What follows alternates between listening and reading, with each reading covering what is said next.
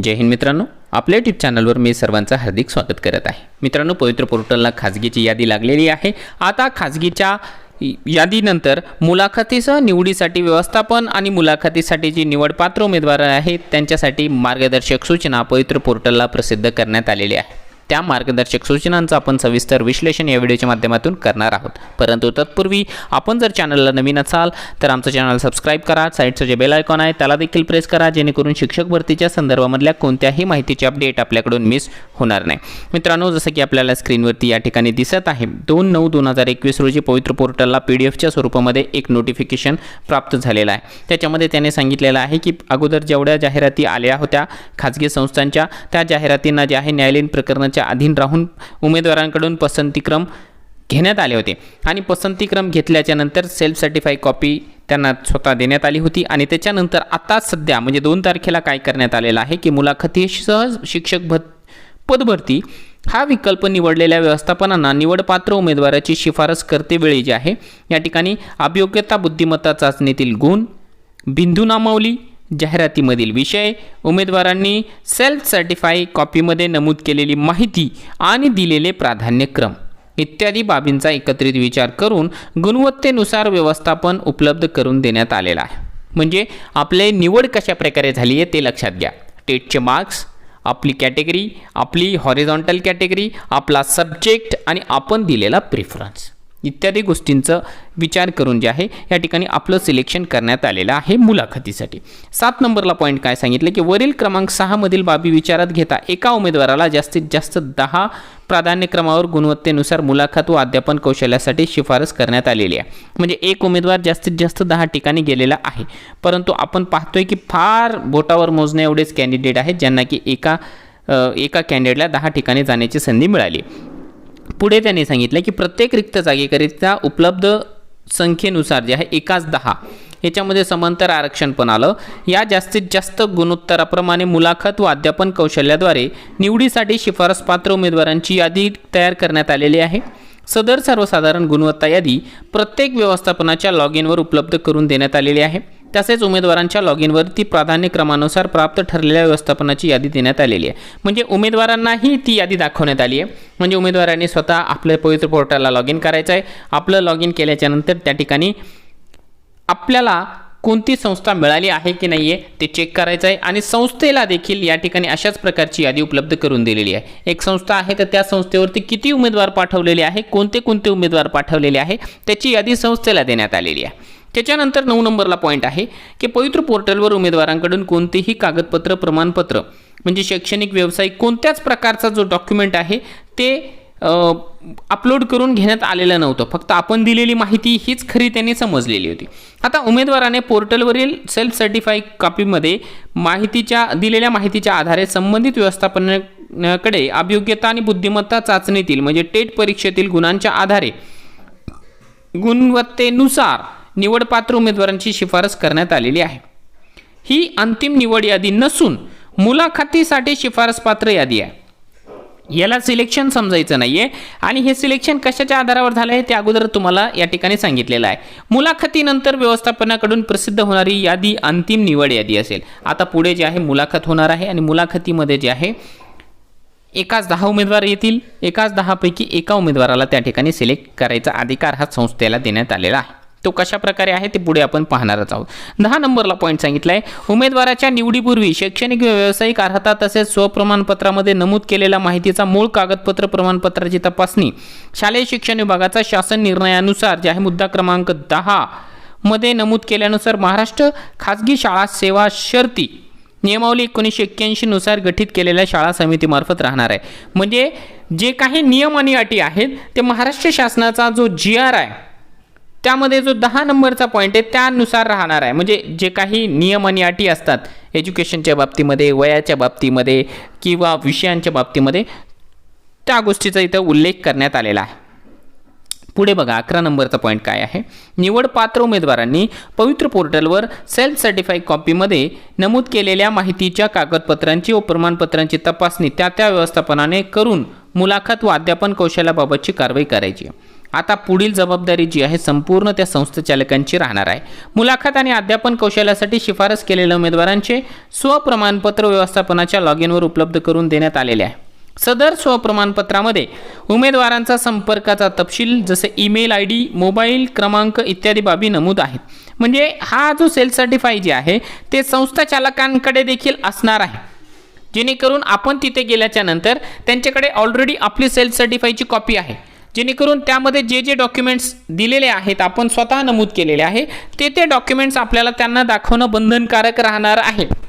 आता याच्यामध्ये अजून एक प्रॉब्लेम असा होणार आहे की काही उमेदवारांना जे आहे, जर समजा ओपनमधून निवड झालेली आहे परंतु तो मुळात उमेदवार जो आहे तो कॅटेगरीमध्ये आहे, तर त्याला कॅटेगरीचं सर्टिफिकेट त्या ठिकाणी दाखवावंच लागणार आहे. कारण की त्याने काय केलं होतं की स्वप्रमाणपत्रामध्ये कॅटेगरीचा उल्लेख या ठिकाणी केलेला होता. ती गोष्ट आपल्याला लक्षात ठेवायची आहे. त्याच्यानंतर 13 नंबरचा पॉईंट काय आहे, उमेदवारांचे नियुक्ती आदेश निर्गमित करण्यापूर्वी व्यवस्थापनाने संबंधित उमेदवारांचे शैक्षणिक व व्यावसायिक अर्हतेचे मूळ कागदपत्र, प्रमाणपत्र, आरक्षणासह, समांतर आरक्षणासह, जात वैधता प्रमाणपत्र तसेच इतर आवश्यक प्रमाणपत्राची तपासणी करूनच नियुक्तीबाबतची कारवाई करावी. अपात्र उमेदवारांची नियुक्ती व्यवस्थापनाने केल्यास त्या सर्वस्वी जबाबदार व्यवस्थापन राहील व अशा अपात्र उमेदवारांना शासनाकडून कोणतेही अनुदान देय नाहीये याची जबाबदारी व्यवस्थापनावर निश्चित राहणार आहे. हा पॉईंट फार महत्त्वाचा आहे. जर का समजा डॉक्युमेंट व्हेरिफिकेशन हे त्या संस्था चालकांच्या वतीने चुकलं आणि त्याने एखाद्या चुकीच्या उमेदवाराची निवड केली तर जे आहे त्याची सर्वस्वी जबाबदारी त्या संस्था चालकांची राहणार आहे. त्याच्यामुळे संस्था चालक जे आहे अगोदरच अलर्ट होणार आहेत. ते डॉक्युमेंट व्हेरिफिकेशन जे आहे खूप बारकाईने करून घेणार आहेत आणि तसंच असायलाही हवं, जेणेकरून संस्थेलाही प्रॉब्लेम होणार नाही आणि कॅन्डिडेटला देखील या ठिकाणी प्रॉब्लेम होणार नाही. ज्या व्यवस्थापनाच्या जाहिरातीमध्ये अनुसूचित जमाती म्हणजे पेसा क्षेत्र या प्रवर्गातील रिक्त जागा असतील अशा व्यवस्थापनांनी अनुसूचित जमातीच्या उमेदवारांचे अधिवास जिल्ह्यातील पेसा क्षेत्रातील असल्याची खात्री करून पात्र असणाऱ्या उमेदवारांना अनुसूचित जमाती पेसा क्षेत्र या प्रवर्गाच्या निवडीसाठी विचार करावा. एस टी कॅटेगरीचा एस टी पेसाची गोष्ट या ठिकाणी केलेली आहे. उमेदवार त्याच जिल्ह्यातला आहे का नाही ते एकदा पहा. त्यानंतर खाजगी व्यवस्थापनांना पवित्र पोर्टलमार्फत पुरवण्यात आलेल्या निवडपात्र सूचीतील उमेदवारांची मुलाखत घेण्याचे व अध्यापन कौशल्य तपासण्याचे स्वातंत्र्य राहणार आहे आणि यावेळी जे आहे व्हिडिओच्या माध्यमातून रेकॉर्डिंग देखील त्यांची झाली पाहिजे असा नियम आहे. त्याच्यानंतर बघा 16 नंबरला काय सांगितलेलं आहे की शैक्षणिक व व्यावसायिक अर्हताधारण उमेदवारांनी खाजगी व्यवस्थापनाच्या जाहिरातीनुसार रिक्त जागांसाठी प्राधान्यक्रम दिलेले आहे. या उमेदवारांचे शिक्षक अभियोग्यता बुद्धिमत्ता चाचणी म्हणजे टेट परीक्षेतील प्राप्त गुण, अध्यापनाचे उपलब्ध विषय, आरक्षण, दिलेले प्राधान्यक्रम इत्यादी बाबी एकत्रित विचार घेऊन प्रत्येक रिक्त जागेकरिता उपलब्धतेनुसार जास्तीत जास्त जे आहे 1:10 या गुणोत्तराप्रमाणे मुलाखत आणि अध्यापन कौशल्याद्वारे नियुक्तीसाठी उमेदवारांची यादी व्यवस्थापनाच्या लॉग इनवरती उपलब्ध करून देण्यात आलेली आहे. सदर यादी शिक्षक अभियोग्यता आणि बुद्धिमत्ता चाचणीतील टेट गुणवत्तेनुसार करण्यात आलेली आहे. त्यानंतर 17 नंबरचा पॉईंट काय सांगत आहे, इम्पॉर्टंट आहे. यामध्ये काय सांगितलं की पवित्र पोर्टल मार्फत उमेदवारांची मुलाखत आणि अध्यापन कौशल्यासाठी शिफारस करताना व्यवस्थापनाच्या जाहिरातीतील आरक्षण, समांतर आरक्षण आणि अध्यापनाचे गटनिहाय 6वी ते 8वी, 9वी ते 10वी, 11वी, 12वी विषय बाबीमध्ये एकत्रित विचारात घेऊन शिफारस करण्यात आलेली आहे. पोर्टलमार्फत शिफारस केलेले आरक्षण व विषय या बाबी विचारात घेऊन उमेदवारांची अंतिम निवड यादी करायची आहे. निवडपात्र उमेदवारांचा गट, विषय आणि प्रवर्ग इत्यादी यामध्ये व्यवस्थापनाच्या स्तरावर बदल करता येणार नाही आहे. ठीक आहे. आणि आता काय सांगण्यात आलेलं आहे बघा, तथापि मुलाखतीसाठी यादी तयार करताना आरक्षित प्रवर्गातील उमेदवार जर का खुल्या गटामध्ये गुणवत्तेमध्ये पात्र ठरत असेल तर त्याला खुल्या प्रवर्गामध्ये घेण्यात यावा, हा एक नियम आहे. आणि मुलाखत आणि अध्यापन कौशल्यानंतर अंतिम निवडीच्या वेळी सदर उमेदवार खुल्या प्रवर्गासाठी गुणानुक्रमे पात्र ठरत नसल्यास अशा उमेदवारांना त्यांच्या मूळ प्रवर्गामध्ये देखील म्हणजे जाहिरातीमध्ये जर का मूळ प्रवर्गाच्या जागा रिक्त असेल तर गुणवत्तेनुसार नियुक्तीसाठी विचार करता येणार आहे. हा पॉईंट एकदा समजून घ्या. एखादा कॅन्डिडेट आहे तो जर का ओपनमध्ये कॉम्पीट करत असेल तर तो ओपनमध्ये कन्सिडर केला जाईल आणि जर आपल्या कॅटेगरीमध्ये जागा असेल तर कॅटेगरीमध्ये देखील तो कन्सिडर होणार आहे. पोर्टलवर उमेदवारांनी नोंद केलेल्या माहितीनुसार मुलाखतीसाठी शिफारसपात्र उमेदवारांची यादी व्यवस्थापनाच्या लॉग इनवर उपलब्ध करून देण्यात आलेली आहे। यामध्ये उमेदवारांची सर्वसाधारण गुणवत्ता यादी व विषयनिहाय उमेदवारांची यादी अशा स्वतंत्र 2 याद्यांचा समावेश आहे। त्यानंतर बघा, आता मुलाखतीचं सांगितलेलं आहे त्याने, मुलाखत होणार आहे 30 गुणांची आणि ही जी 30 गुण आहे त्याच गुणांच्या आधारावर ते निवड होणार आहे किंवा डिस्क्वालिफिकेशन होणार आहे। म्हणजे लक्षात घ्या, या ठिकाणी टेटचे मार्क्स आता तुम्हाला पुढे उपयोगी पडणार नाही आहे। तुमची निवड झाली म्हणजे टेटचे मार्क्स आपले संपलेले आहे। आता टेटचे मार्क्स आपले गुड बाय झालेले आहेत। आता आपलं जे काही भविष्य ठरणार आहे ते 30 गुणांच्या आधारेच ठरणार आहे। त्या 30 गुण जर का आपल्याला मिळाले, 30 पैकी जेवढे जास्तीत जास्त, तर आपलं सिलेक्शन आहे, अन्यथा आपल्याला त्या ठिकाणापासून परत पाठवलं जाणार आहे। 20 नंबरचा पॉईंट, मुलाखत आणि अध्यापन कौशल्याद्वारे संबंधित व्यवस्थापन उमेदवारांचे गुणपत्रक आणि निकाल पवित्र पोर्टलवर जाहीर करतील। त्याप्रमाणे मुलाखतीस उपस्थित राहिलेल्या सर्व उमेदवारांना देखील व्यक्तिशः कळवण्याची जबाबदारी व्यवस्थापनाची राहणार आहे। आणि त्याच्यानंतर आता समजा एका संस्थेवरती 10 उमेदवार गेले, त्याची जी यादी आहे ती पोर्टलला जाहीर केली जाणार आहे। ज्याचं सिलेक्शन झालं त्याचं नाव फक्त पोर्टलला येणार आहे, बाकीच्यांची नाव पोर्टलला येणार नाही। परंतु त्या 10 उमेदवारांपैकी प्रत्येकाला पर्सनली आपली निवड झाली किंवा नाही झाली तर कशामुळे नाही झाली, हा जो अहवाल आहे तो वैयक्तिक कळवणं बंधनकारक राहणार आहे त्या संस्थांना। ठीक आहे, आलं लक्षामध्ये। आता 21 नंबरला पॉईंट बघा, मुलाखत आणि अध्यापन कौशल्यावर आधारित गुणांनुसार नियुक्तीस निवड केलेल्या उमेदवारांची नियुक्ती 7 कार्यालयीन दिवसामध्ये संबंधित व्यवस्थापन करेल। उमेदवारांचे नियुक्ती आदेश संबंधित व्यवस्थापन ईमेलद्वारे संबंधित उमेदवार आणि शिक्षणाधिकारी यांना करणार आहे। म्हणजे पुढची प्रोसिजर ही त्या संस्थाचालकांना देण्यात आलेली आहे।